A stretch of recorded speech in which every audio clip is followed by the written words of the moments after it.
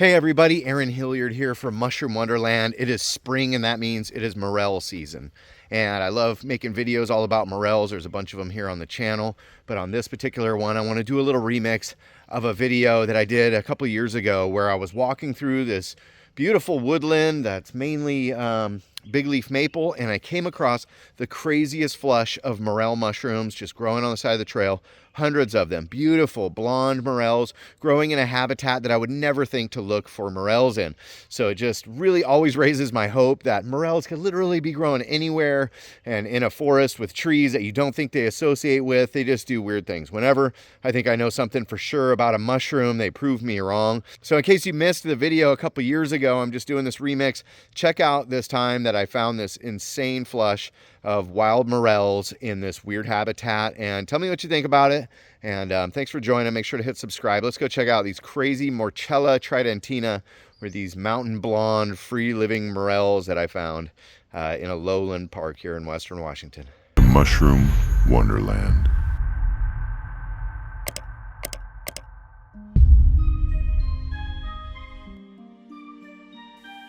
Morchella tridentina is a cosmopolitan species of ascomycete fungus in the family Morchellaceae. Commonly referred to as the mountain blonde or the western blonde morel in North America, it produces conical, gray to buff fruiting bodies that are rufescent and grow up to 8 inches tall and 2 inches wide. This early diverging species is distinct within the Alata clade, the black morels, due to its pale colors, and it has been described by many names in the past, including Morchella frustrata, Morchella queris illicis, Morchella elatoides, Morchella elatoides variety elegans, and Morchella conica variety pseudoeximia, all of which were shown to be synonyms. A widely distributed relic of the last ice age, Morchella tridentina is so far known from Argentina, Armenia, Chile, Cyprus, France, India, Italy, Israel, North America, Spain, and Turkey. So big leaf maple trees like this are notoriously known for not associating with mushrooms. There's no ectomycorrhizal mushrooms that are growing with these big leaf maple trees, same as the western red cedar. And this forest just happens to be both of those things. There's a lot of forests in Western Washington that are these big leaf maple trees and red cedar, and they are traditionally not known for having mushrooms growing around them. They produce some kind of enzymes that fungi just don't really care for in the soil. There are no ectomycorrhizal associates with these trees, and so it's very surprising to see mushrooms that a lot of people consider to be mycorrhizal, or at least facultative mycorrhizae, so they can kind of associate with trees, but it's not the same as a true mycorrhizal mushroom. But in a habitat where it's all big leaf maple and red cedar, I would not typically expect to see morel mushrooms growing. But once again, they'll prove me wrong whenever I think I know for sure something. They have a way of proving wrong. So if we look down on the ground, I'm seeing them growing everywhere here. Look at this. They're just popping out of the ground everywhere I look. Morchella tridentina was first described by Giacomo Bresadola in 1892 in a work on fungi found in the region of Trento in Italy. The species epithet derives from the Roman name Trento, a tribute to the Roman god Neptune. In 1985, French mycologist Émile Jacquetant described the same species as Morchella elatoides, a name that was later shown to be invalidly published as a synonym of Morchella tridentina. In a 2012 publication by Michael Kuo and colleagues, the taxon Morchella frustrata was described as new to science from Placer County, California, to accommodate the phylogenetic lineage defined the year before DNA sequencing as MEL2 or Morchella elata number 2.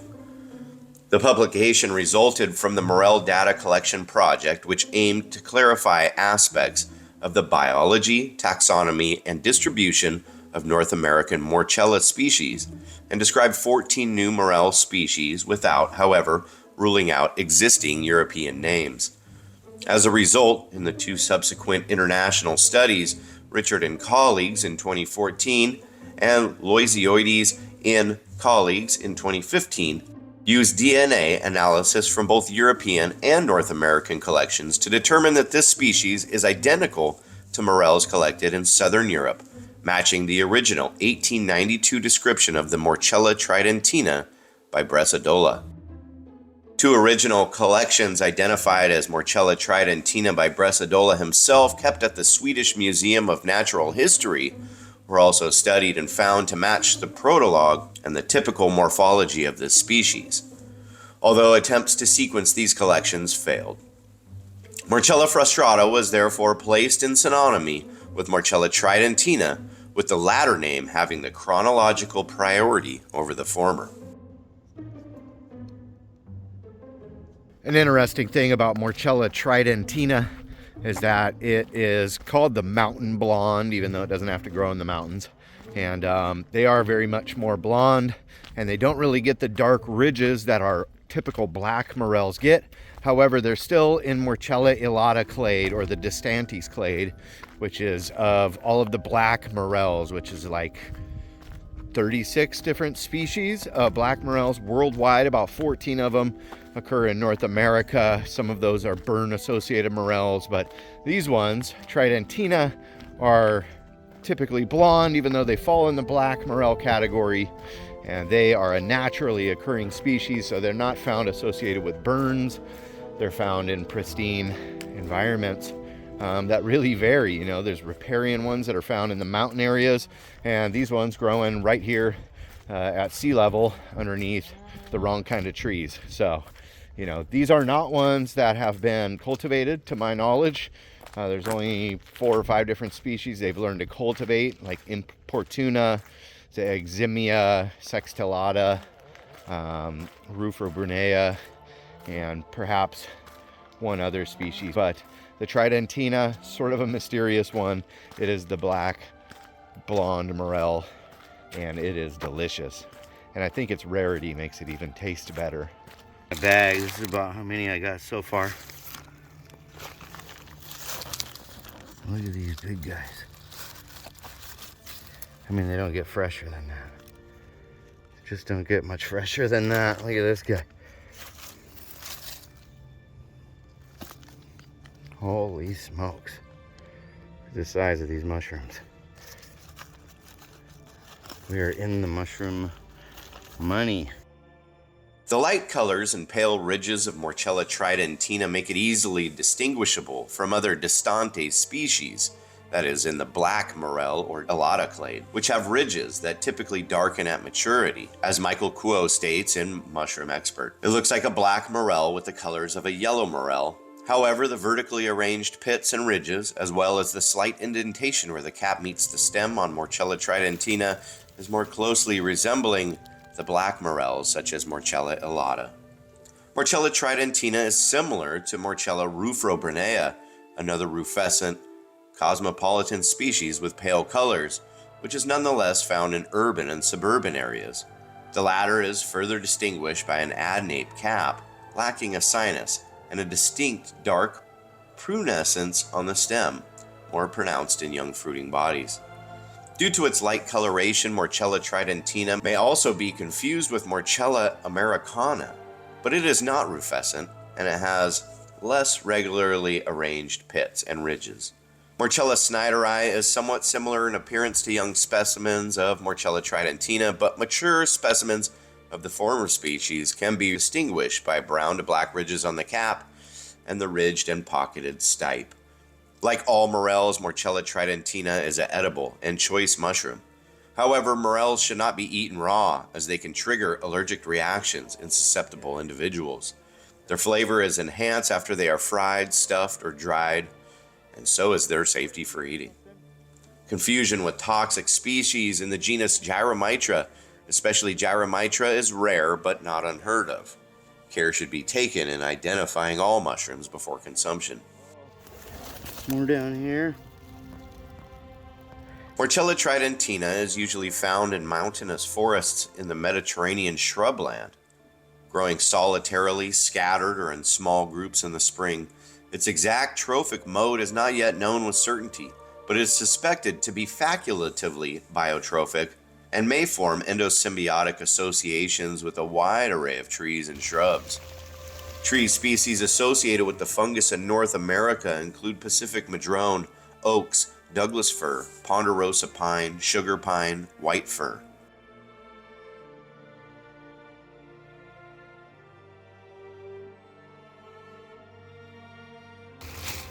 Look at all these. Oh, I see like at least 8 of them in this area. They're just growing out of the dirt here. To think these things sell for $80 a pound. Kidding me?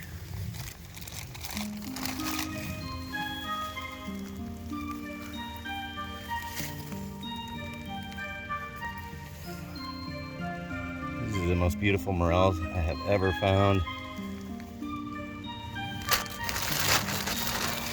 Sweet. There we go.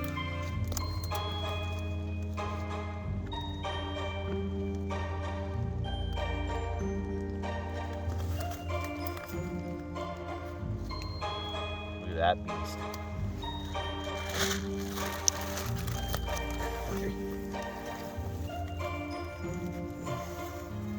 I just cut the bottoms off, make sure to keep the dirt out of the bag. These are so clean. Oh, there's one right by my foot I almost squished. Burned morels often will have like sand and dirt in them.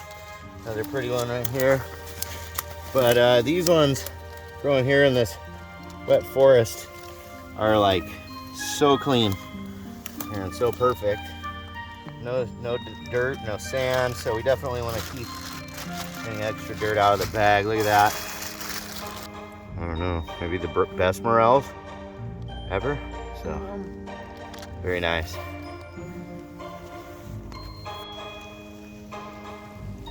Although it was initially hypothesized that collections of Morchella tridentina from Turkey may have been introduced from the Pacific Northwest of North America, numerous collections reported since from remote and undisturbed areas in the Mediterranean. Y'all getting a look at this habitat? We got Indian plum here. And well-established presence of this species in Europe. Ancient big leaf maple trees and a lot of sword fern, and just massively. Oh, look at that little cluster. There's 2 of them, 3 of them. You want to pick those ones, honey? Yeah.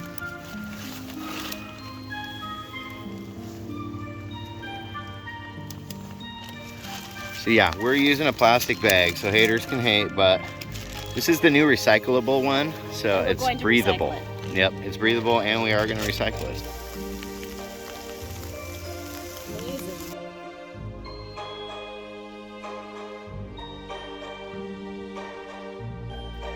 If you guys would like to support what I'm doing, you could hop over to mushroom-wonderland.com and get some merch, and that would really be appreciated. I'm also on Patreon, so you could consider becoming a member there for just $5 membership, and it just helps support me in my dream to just go full-time with mushrooms. And so thanks for coming along with me on this walk.